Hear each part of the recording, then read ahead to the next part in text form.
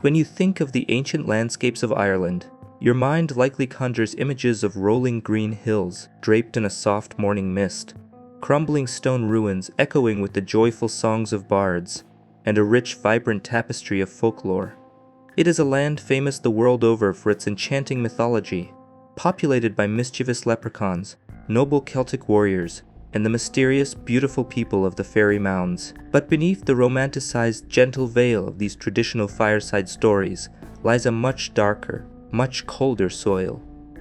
Hidden away in the shadows of these myths, far from the cheerful hearths and the lively tavern songs, there exists a pantheon of terrifying, malevolent entities that have haunted the nightmares of the Irish people for generations. Among these nightmare-inducing creatures is a predator so feared, so steeped in absolute tragedy and visceral horror, that her very name was said to be spoken only as a hushed warning against the coming of the dark. She is the Dearg Due.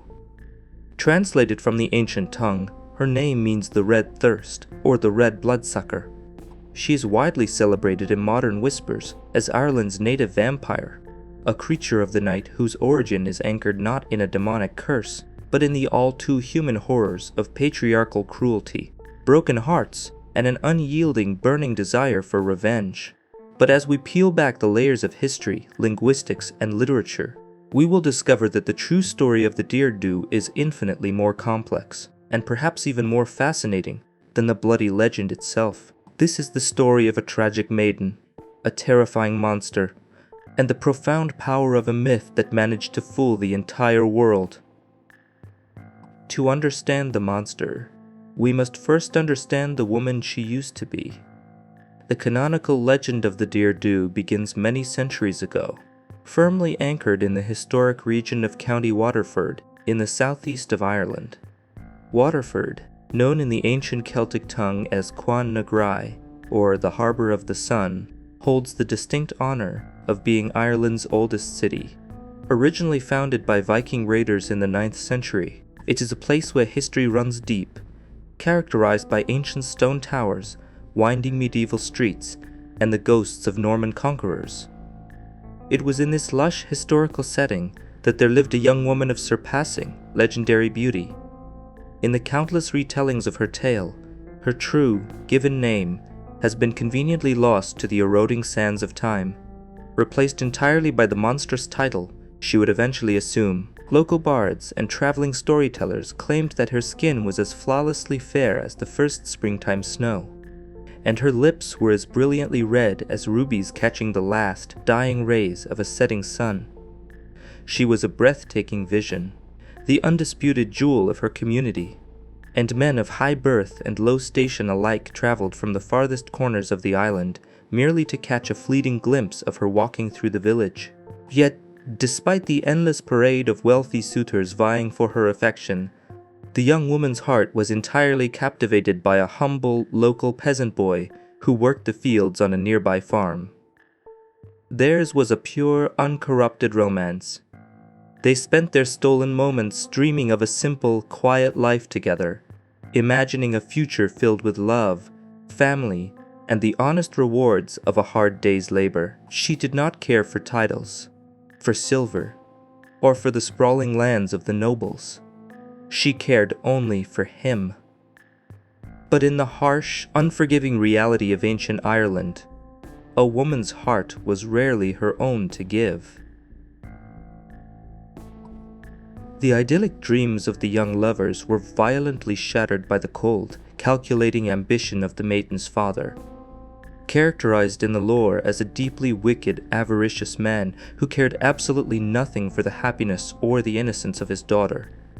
He viewed her legendary beauty not as a blessing, but as a highly lucrative commodity. To him, she was a bargaining chip, a beautiful pawn to be played in the ruthless game of medieval socio-economic advancement. When the father discovered his daughter's secret courtship with the impoverished farm laborer, he was consumed by a furious rage. He immediately forbade the two from ever seeing one another again, violently tearing the young lovers apart. Dismissing the peasant boy entirely, the father sought out a suitor who could elevate his own social standing. He found his perfect match in a notoriously cruel, much older clan chieftain or, in some darker variations of the tale, an evil baron. This older man possessed immense wealth, vast tracts of land, and a dark reputation for sadism and brutality. A handsome bride price was swiftly negotiated. The transaction was finalized over a table of coins, and the young, beautiful maiden was effectively sold into a nightmare. She was forced into an arranged marriage against her will, dragged away from her home, her community, and the only boy she ever truly loved. The wedding day, which should have been the happiest moment of her life, was nothing more than a funeral for her soul. The transition from a beloved daughter to a captive wife was swift and brutal. The wealthy chieftain proved to be every bit the monster his reputation suggested. He took his new, beautiful bride to his sprawling estate and promptly locked her away in a cold, unforgiving stone tower. She was stripped of all agency, isolated from the outside world, and subjected to a life of unimaginable domestic horror. The legend insists that the chieftain was a sadistic abuser who took perverse, twisted delight in inflicting both physical and mental torment upon his young wife. He would beat her without mercy, supposedly finding a sick, twisted amusement in watching her bright red blood flow vividly against her famously pale skin. Day after day, week after week, she endured this captivity, clinging desperately to a single fading ember of hope. The belief that her true love, the brave peasant boy, would eventually discover her location, storm the chieftain's stronghold, and carry her away to safety. But as the long, agonizing months bled into one another, that rescue never materialized. Whether the peasant boy was too cowardly to face the chieftain's guards, unable to locate her hidden tower, or simply unaware of her horrific fate, he never came for her. When the young woman finally realized that she was utterly abandoned, that no heroic rescue was coming, her heart shattered completely. The profound despair consumed her, but it also birthed a dark, unyielding resolve. She realized that she could not control her imprisonment, but she could control her end. She resolved to deny her sadistic husband the pleasure of torturing her any further. She began to carefully hide the meager, pathetic morsels of food that were provided to her by her captors. Slowly, methodically, and with an iron will born of pure hatred, she starved herself. She withered away in the darkness of that stone tower, her legendary beauty fading into a skeletal mask of sorrow, until her body finally failed, and she succumbed to the darkness of death. Upon the discovery of her wasted corpse, her cruel husband quickly took another wife, and her wealthy father simply continued to count the silver he had gained from her misery. The only people who truly mourned her were the local villagers, who carried her frail body to a small, ruined churchyard in Waterford. The lore specifically anchors her burial site to a famous historical landmark known as Strongbow's Tree, or Strongbow's Oak. But as the villagers buried her in the cold earth, they made a catastrophic, fatal error. In ancient Celtic folklore, there existed a strict burial custom designed to prevent the restless dead from rising to haunt the living. It was absolutely essential to gather heavy stones and construct a tall, weighty cairn directly over the grave of anyone who had died a tragic, violent, or restless death. Perhaps the villagers were simply ignorant of the old ways, or perhaps out of a misplaced sense of pity for the poor, abused girl, they could not bear to crush her fragile body beneath the weight of heavy rocks. Whatever the reason, they left her grave unmarked and unburdened. And that misplaced pity would doom them all. Exactly 1 year passed. On the dark, wind-haunted anniversary of her tragic demise, the earth above her shallow grave began to shift. The soil cracked, and from the cold, suffocating dirt, the young woman returned. But she did not rise as the gentle, innocent maiden she had once been. The crushing weight of her trauma, the agonizing pain of her starvation, and the burning, toxic fury of her betrayal had mutated her spirit in the afterlife. She resurrected as a vengeful phantom from the underworld, a supernatural entity with only the vaguest, blood-soaked memories of who she used to be. Her physical form had undergone a terrifying metamorphosis. Her skin was now a sickly, unnatural alabaster, cold as the grave itself. Her eyes, once bright and full of life, now emitted a soft, warm, hypnotic glow, designed to paralyze her prey with terror and allure. Hidden behind her ruby-red lips were rows of elongated, razor-sharp fangs, perfectly evolved to puncture human skin and efficiently extract the hot, vital fluid of life. Despite her seemingly fragile frame, she was now imbued with an unnatural, overwhelming kinetic strength and the ability to move with blinding, predatory speed. She had become the Dearg Due. Driven by a singular, blinding compulsion for retributive justice, she did not linger in the graveyard. She immediately traversed the midnight landscape, moving like a shadow across the Irish countryside, heading straight for her childhood home. She arrived at the doorstep of the father who had sold her for silver. Utilizing her supernatural abilities, she approached his bedchamber. Some versions of the dark tale suggest she asked to be let in, and her father, appalled and hypnotized by the sight of his dead daughter, granted her entry of his own free will, thereby surrendering his power to the revenant. Finding him lying there, she pressed her cold, dead lips against his. She did not drink his blood. Instead, with a terrifying intake of breath, she violently sucked every single ounce of air and life force directly from his lungs, leaving him a suffocated, empty husk in his own bed. But the death of her father was not enough to extinguish the roaring furnace of her rage. Her retribution remained unsated. She turned her glowing eyes toward the sprawling estate of her abusive husband. She hunted him down with the precision of an apex predator. Some storytellers claim she found him staggering home drunk from a local tavern, 3 sheets to the wind. Others spin a far more visceral scene, claiming she discovered him in his bedchambers, surrounded by other women, indulging his endless lusts while completely oblivious to the dead bride standing in the doorway. When she struck, it was with unrestrained, fiery fury. She launched herself at the terrified chieftain, tearing into him with her bare hands and her flashing fangs. This time, she did not stop at stealing his breath. She sank her teeth deep into his neck and greedily drained every single ounce of hot red blood from his twisted, cruel veins, leaving his desiccated corpse to rot. Having exacted her highly personal vengeance, one might assume that the tragic spirit of the Dearg Due would finally find peace and return to the quiet embrace of the earth. But the legend takes a much darker turn. Invigorated by the stolen life force of her abusers, the undead maiden discovered that she had developed an insatiable, perpetual appetite for the blood of living men. She could no longer be satisfied. She became a permanent plague upon the land. The lore asserts that she continued to walk the Irish countryside, utilizing her supernatural, unearthly beauty to lure unsuspecting young men into the dark corners of the night. She would weave enchanting dances, summon swirling mists, and sing sorrow-soft songs to hypnotize her victims, before enfolding them in her freezing grasp and draining them down to the very last drop. She became a creature of pure misandry, her hatred for the men who ruined her, bleeding out into a hatred for all men. The villagers quickly realized the horrific mistake they had made at her funeral. The standard weapons of vampire hunters, garlic, holy water, and wooden stakes were utterly useless against her. The Dearg Due possessed only one true weakness, bound to the ancient magic of the earth.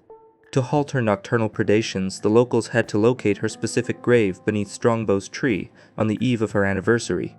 There, they had to frantically build a heavy cairn of stones atop the disrupted soil. This physical and magical binding was the only force capable of holding the red thirst at bay, pinning her to the earth until the stones were inevitably displaced, forgotten, or weathered away by future generations, allowing her to rise and hunt once more. But here is where the story of the Dearg Due takes its most astonishing, incredible twist.